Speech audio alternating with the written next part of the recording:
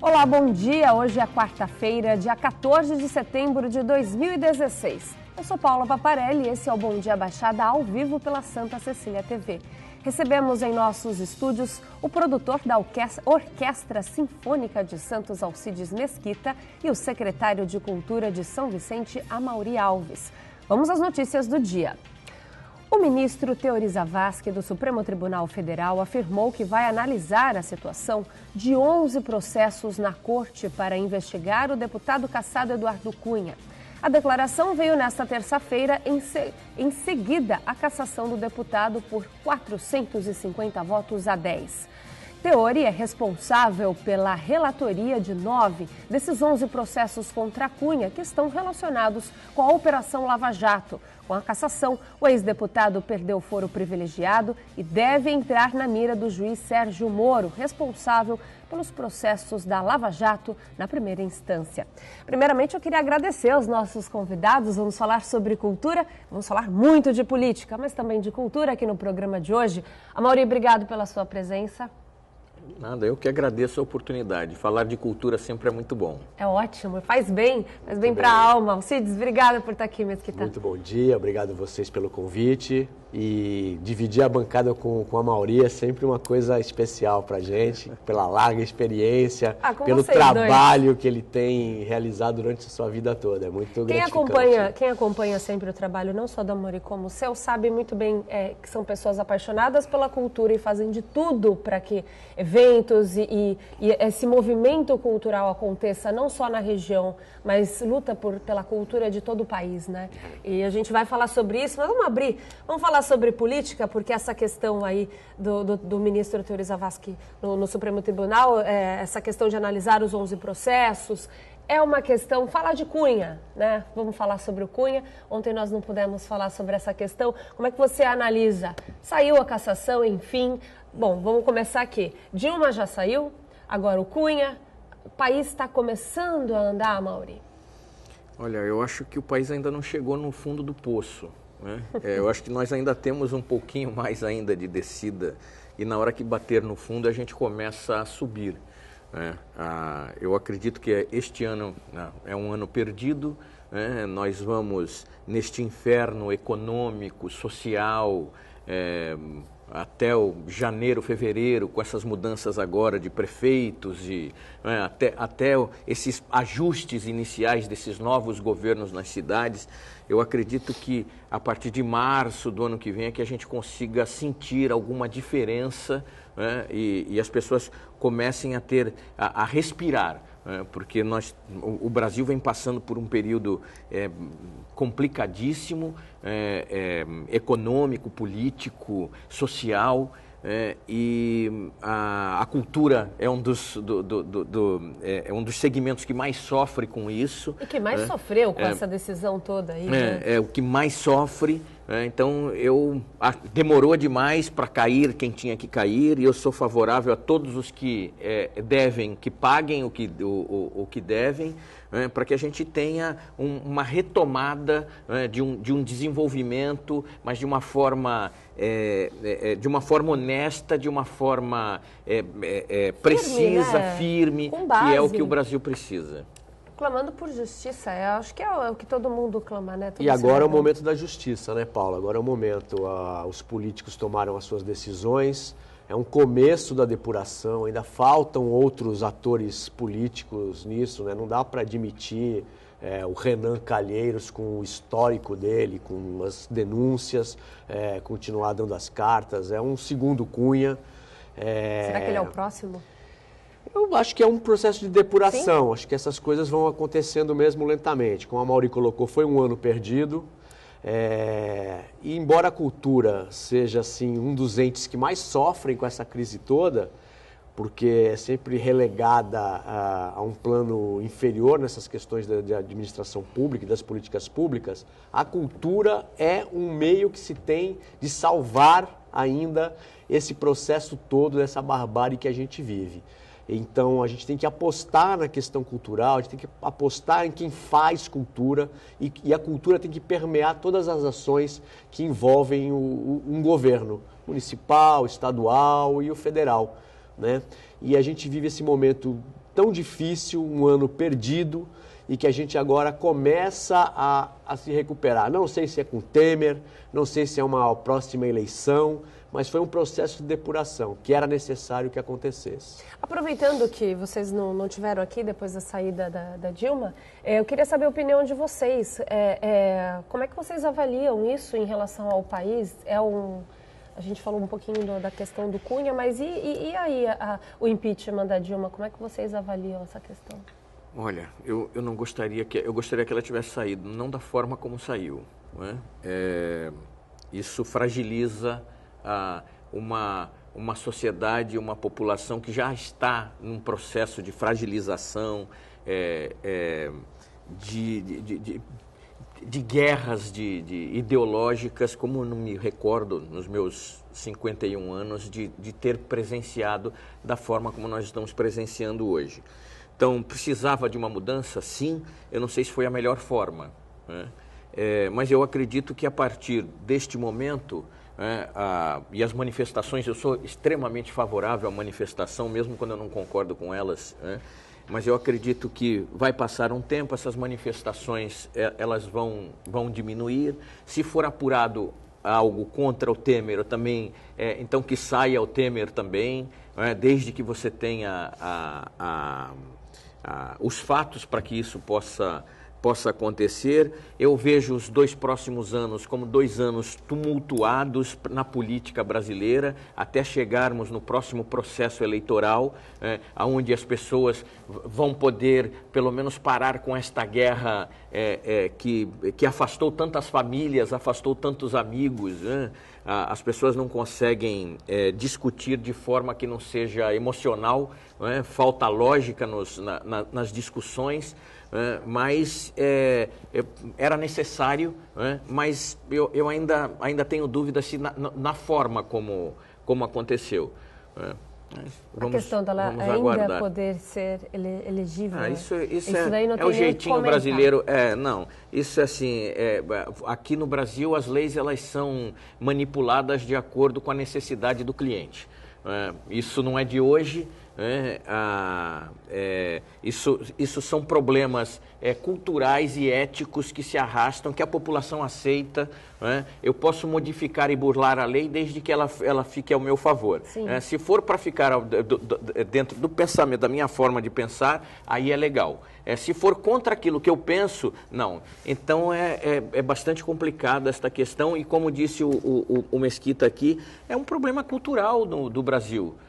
Que só vai mudar quando as pessoas tiverem acesso à educação de qualidade, tiverem acesso à cultura, porque é a cultura que transforma. Isso parece chavão falar isso, mas é real. Quem traz a possibilidade e a oportunidade para o ser humano de crescer enquanto gente é o que ele vivencia de cultura, é a experiência que ele tem com a sua cultura popular, com a cultura da sua cidade, com a cultura do seu povo, a oportunidade de ver, de pensar, de discutir, e falta muito isso no Brasil. É uma educação. Como um todo, educação e cultura caminham juntos, né, gente? Acho que vocês precisam avaliar isso, porque é uma forma de você exercitar o cérebro e saber como avaliar a situação, quem escolher para governar a sua cidade, o seu país, o seu estado, enfim.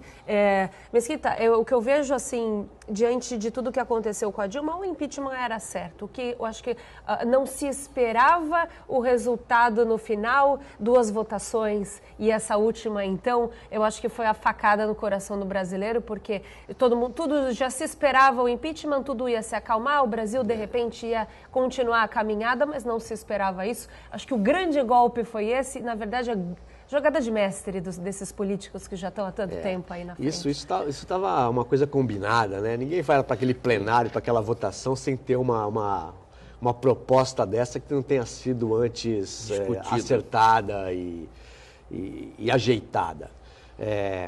Acho que a Dilma ela cai mais por ter sido a protagonista do processo eleitoral. porque a corrupção, a sacanagem, ela vem vindo há muito tempo, no governo Lula se aprofunda, e a Dilma estava ali e mentiu na campanha eleitoral, vendeu um Brasil que não existia mais. E isso mexeu com a elite política brasileira, com os derrotados da eleição. E fica impossível de segurar, com a força daquele Congresso.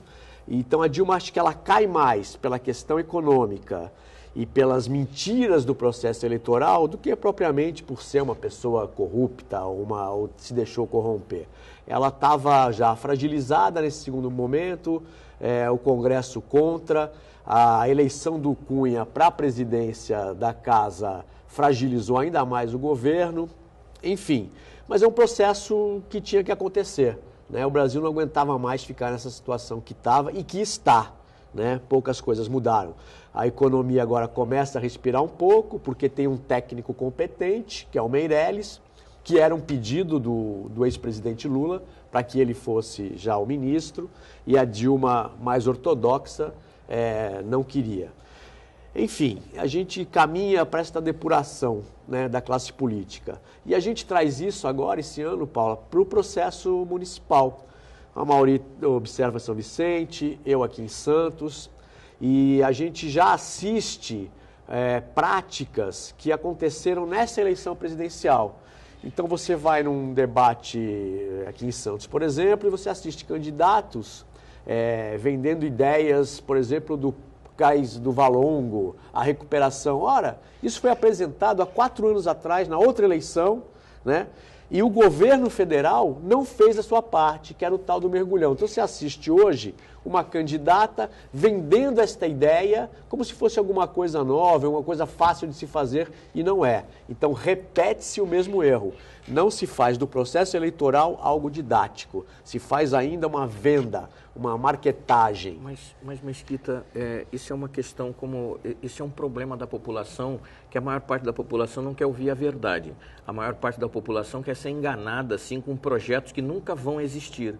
Porque se você falar a verdade, um candidato que falar a verdade, falar exatamente aquilo que é necessário fazer para colocar a casa em ordem, esse provavelmente vai perder em uma quantidade muito grande de votos. Porque a realidade hoje é outra, né? As cidades estão quebradas com dificuldade de arrecadação, o Estado está com dificuldade de arrecadação, a federação está com dificuldade de arrecadação, e sem recurso você não faz nada. Então não adianta apresentar propostas e projetos que não vão sair do papel. Mas a população quer ver isso, não, porque vai fazer, não vai. Hoje os candidatos em todas as cidades como equacionar a questão econômica relacionada à arrecadação que existe e às despesas que precisam ser saneadas.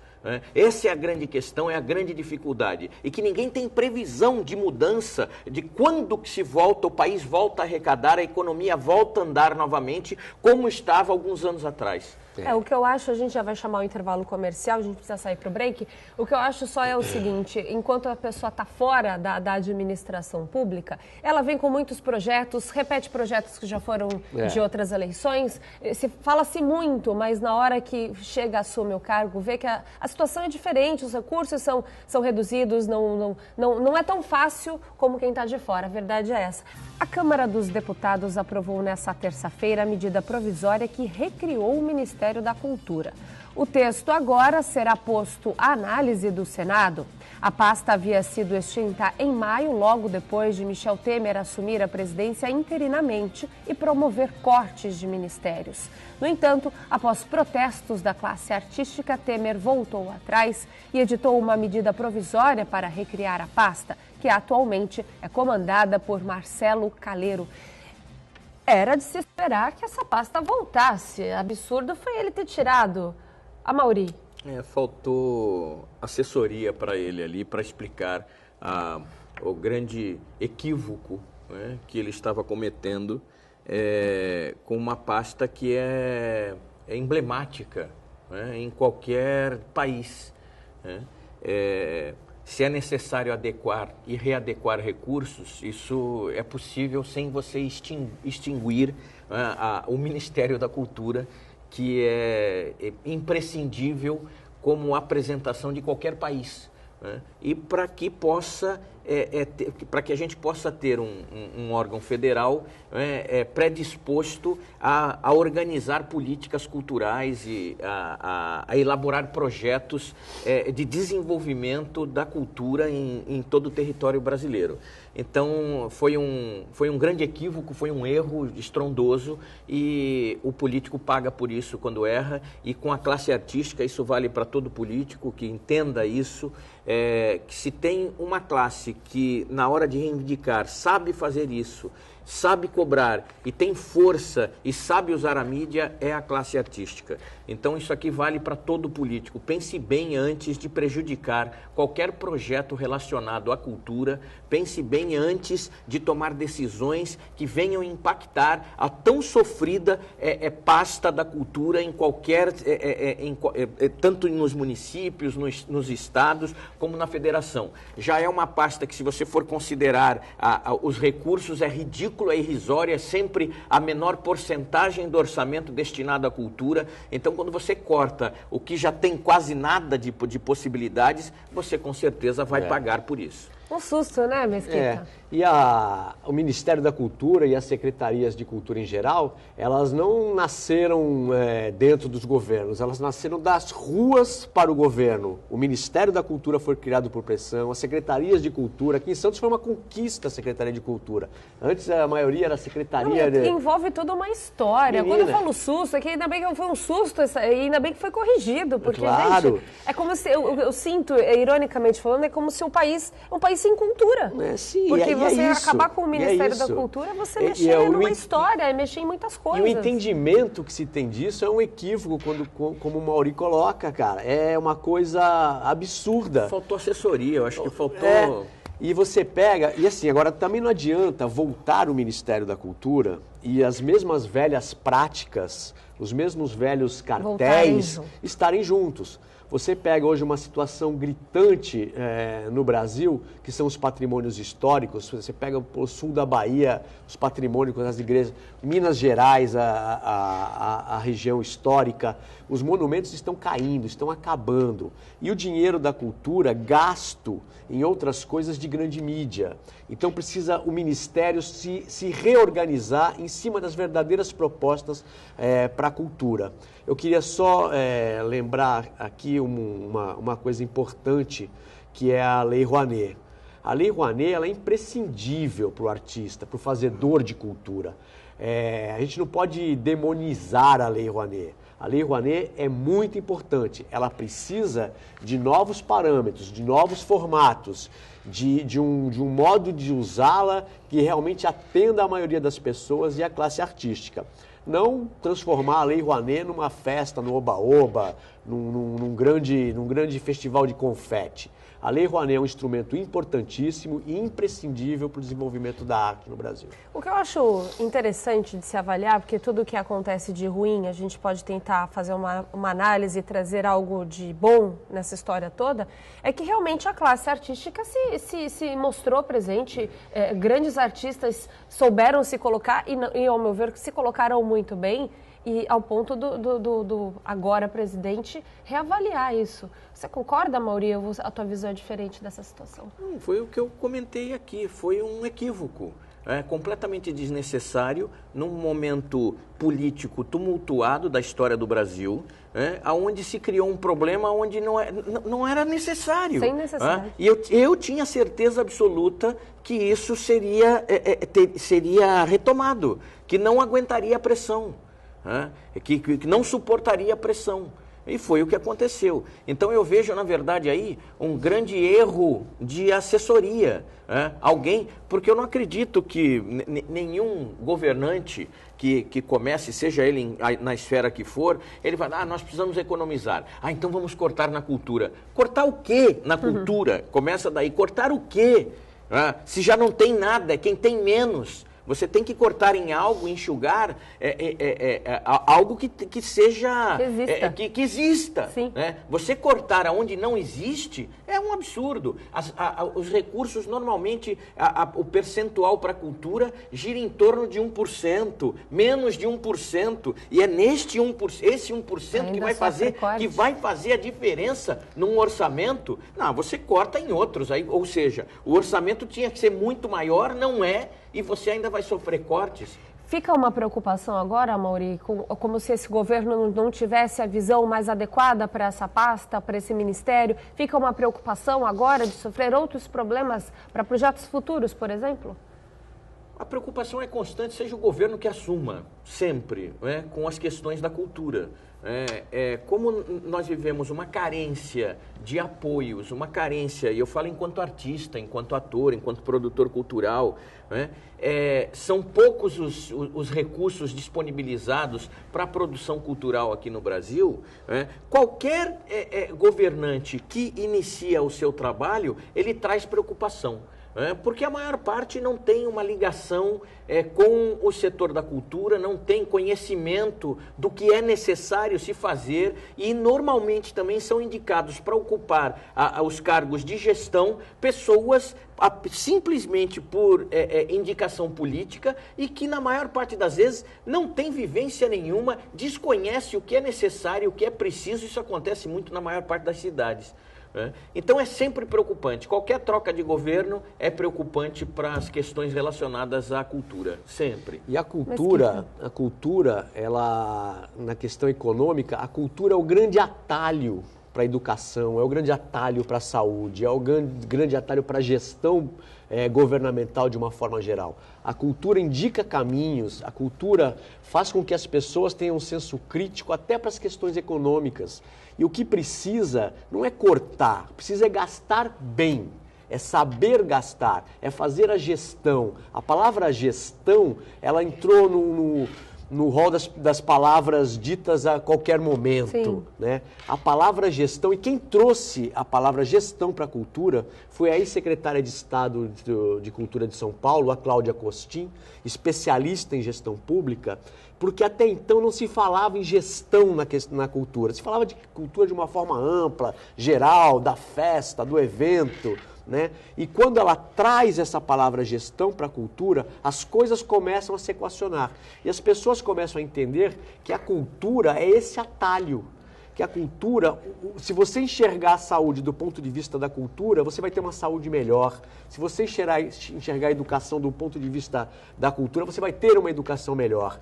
E isso vai facilitar o trabalho do gestor, isso vai ter as secretarias, os ministérios com mais disponibilidade para o diálogo e para a economia.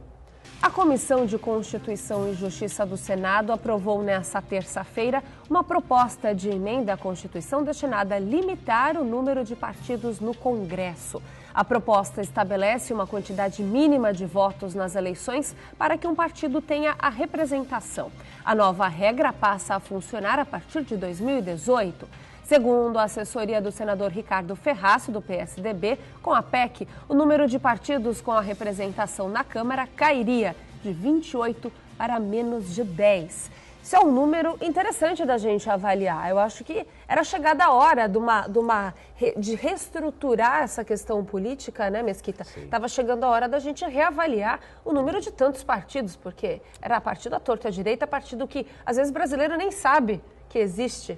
Tem até o Partido dos Corintianos, quase vinga o Partido dos Corintianos, quase que vira partido mesmo. Ia ficar feliz? Você ia ficar feliz.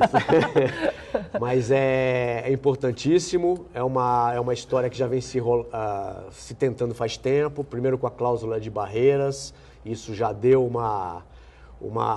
um alerta. E agora é muito importante. Não existe espectro ideológico para tantos partidos, né? Nem no Brasil, nem em lugar nenhum.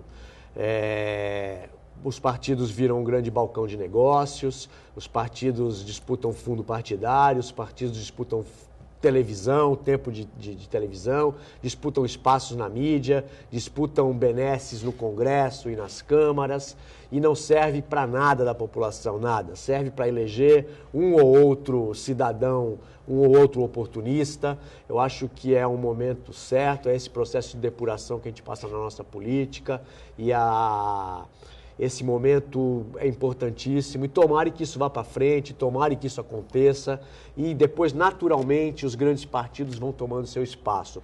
Os Estados Unidos hoje, esse exemplo de democracia para o mundo, um país com eleições fantásticas, uma legislação maravilhosa eleitoral. Existem vários partidos, mas você polariza os democratas e os republicanos.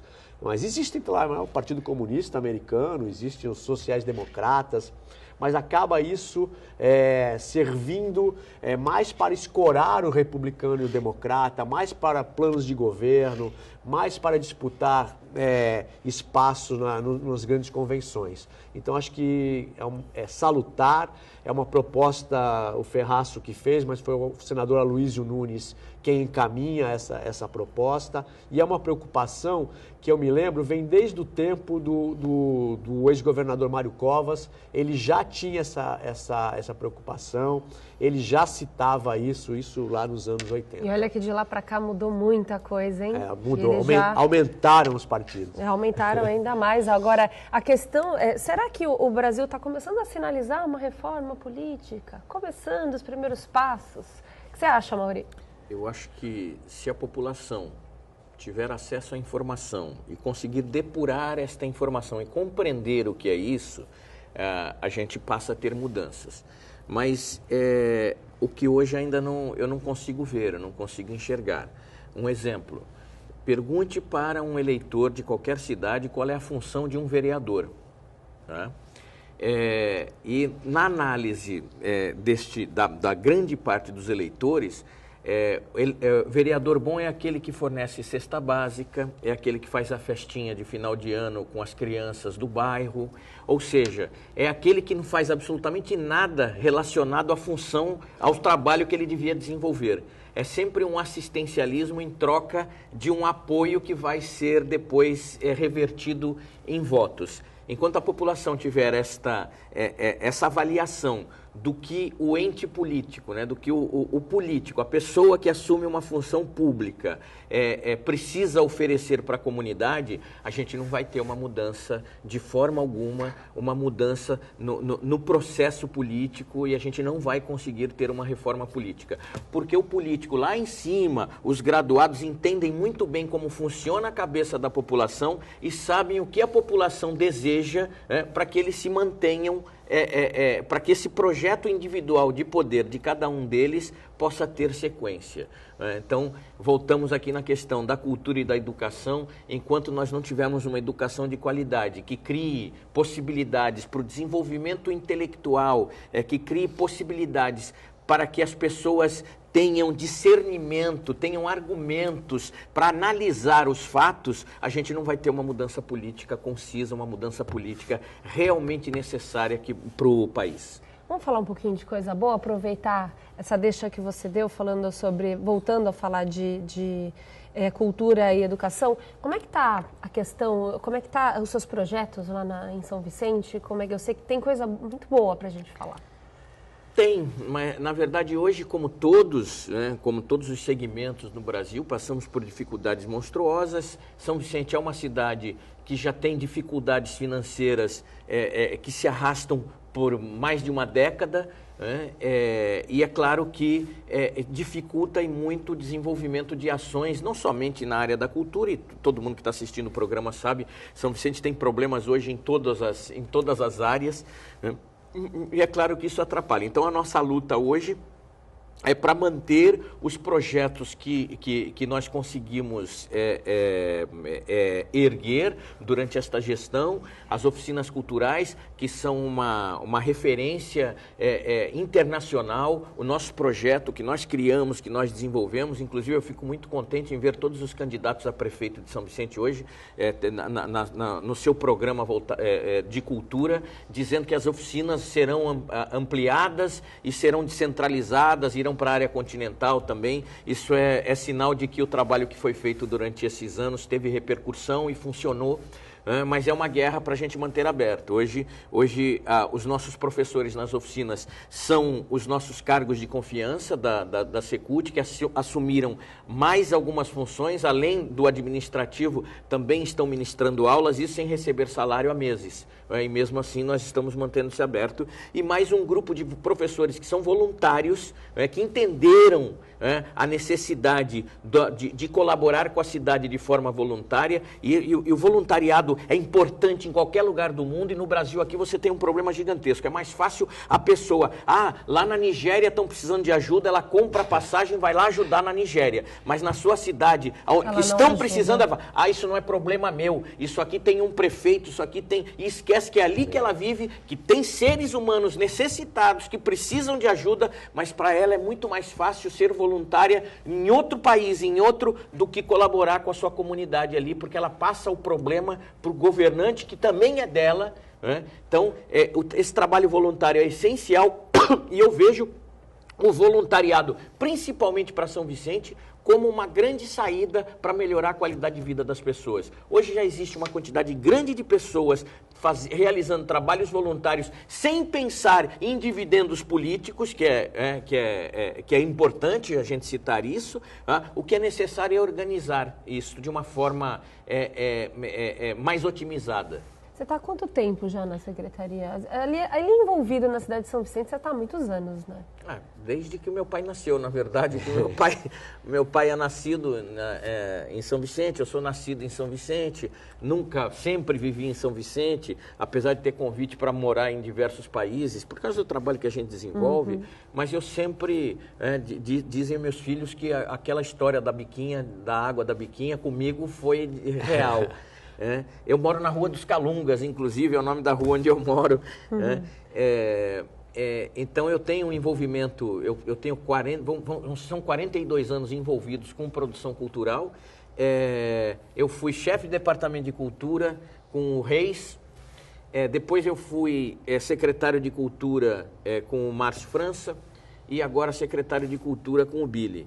Sempre tive convite para trabalhar em outras cidades, no governo do estado, o Mesquita sabe disso e tal, e eu sempre declinei porque não é eu tenho minha companhia de teatro, meu trabalho de teatro, meu trabalho artístico, mas São Vicente sempre foi eu sempre me senti na obrigação de tentar fazer alguma coisa. E é o que a gente faz, a gente tenta e se esforça ao máximo com uma equipe, inclusive fica aqui o agradecimento para a equipe da Secretaria da Cultura, que a população devia reconhecer isso, que mesmo há meses sem receber, não arredaram o pé, estão todos os dias trabalhando, abrindo